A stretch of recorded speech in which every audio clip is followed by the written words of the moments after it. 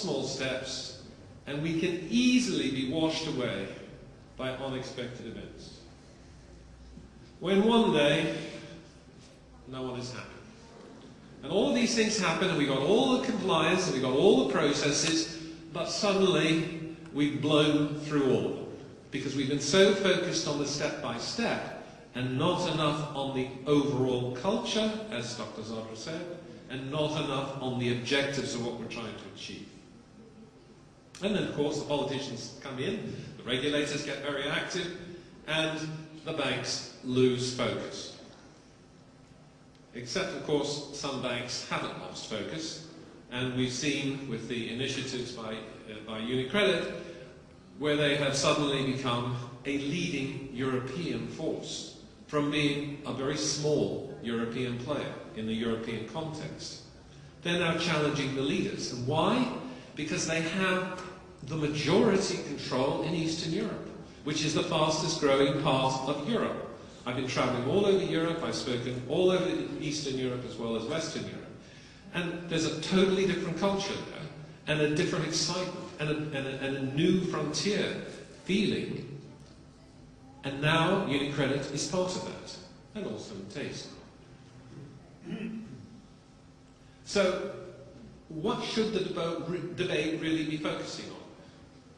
Should you be worried about protecting your Italian way of doing things, which was some of the discussion recently in some of the newspapers? Or should you be looking at how you can leverage inward investment and expand into the rapidly growing European opportunity space? European, not Italian, or global.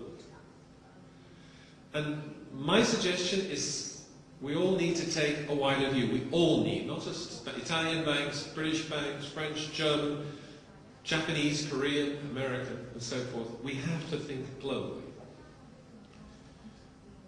Globalization, I would submit, is the key issue. And if we are going to create compliance structures which work, we've got to design them for the global context in which we live. Globalization is going to fund our pensioners, it's going to open up new markets, it's going to create partnerships for outsourcing, not threats, partnerships, and challenge our industry, of course, with environmental pressures and global competition. First of all, we've seen over the last 10 years, it's brought enormous convergence of business cycles. In Asia, in North America, in Europe, the business cycles are more or less coming into alignment. So when the Fed does something, it impacts China, it impacts Japan. There's a huge squeeze on resources, an enormous squeeze on resources. China uses about 1/10 or less than petrol per person than the United States. If China only gets to the level of Korea, which is something I think about 40 or 50% of the US, China alone will require 60% of the total global production today of oil. Now there's nothing that politicians can do about that, but there's a lot that industry can do about that. And banks are all about financing industry to solve problems. That could happen in 10 to 20 years, not long. We've seen new market leaders appear. India has developed very rapidly, will outstrip China in terms of population by 2050. Germany's offshoring to Eastern Europe, UK to India. And where's India offshoring? To Singapore. The Bank of India offshores its IT to Singapore. And why? Because Singapore has much better, more reliable and cheaper global communications than India. And the Bank of India wants that, because the Bank of India is represented around the world. And then we have this thing called global crisis response, and people don't seem to think of it in terms of globalization, but it's a key part of it. It's forcing it to happen. The tsunami in Asia, the hurricanes in the United States, the earthquakes in Pakistan, the bird flu pandemics, they're all globalizing us, because we are constantly, every day, aware of what's going on around us. So when we think about compliance, we've got to remember that it's got to relate to all of these things as well. I went to a conference not so long ago, and somebody pointed out to me that New Orleans is only the first city to go underwater.